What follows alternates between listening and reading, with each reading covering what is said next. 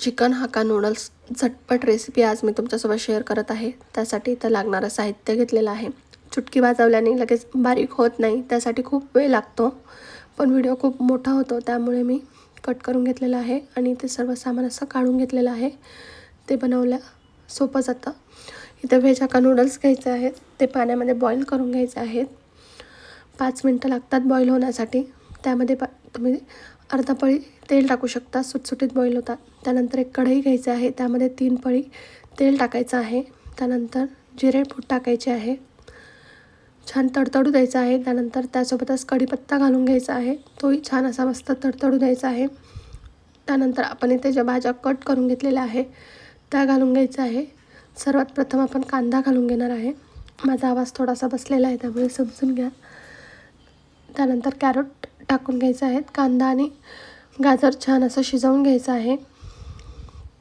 सर्व भाज्या अशा मऊ छान अशा मिक्स करून घ्यायच्या आहे, शिजवून घ्यायच्या आहेत. प्रॉपर गाजर छान असं तेलामध्ये मिक्स करून घ्यायचं आहे, छान शिजवून घ्यायचं आहे. तुमच्याकडे जितक्या भाज्या अवेलेबल असतील त्या तुम्ही सर्व घालू शकता. लहान मुलंही आवडीने खातात. तिखटचं प्रमाण कमी जास्त ठेवायचं मुलांच्या हिशोबाने, पण सर्वांना आवडेल अशी डिश आहे. छान असं प्रॉपर मिक्स करून घ्यायचं आहे. त्यानंतर नमक घालून घ्यायचं आहे चवीनुसार. भाजीवरती मीठ टाकल्याने भाजी लवकर शिजते.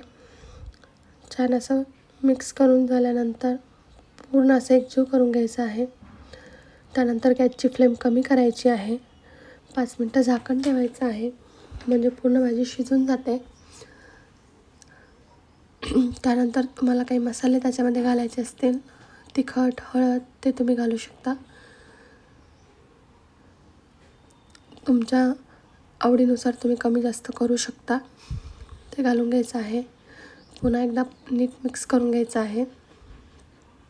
त्यानंतर सर्वात महत्त्वाचा इन्ग्रेडियंट्स म्हणजे जे आपण चिकन बॉईल करून घेतलेलं आहे त्याचे छोटे छोटे पीस करून घ्यायचे आहेत आणि ते टाकून घ्यायचं आहे आणि तेही छान असं प्रॉपर मिक्स करून घ्यायचं आहे.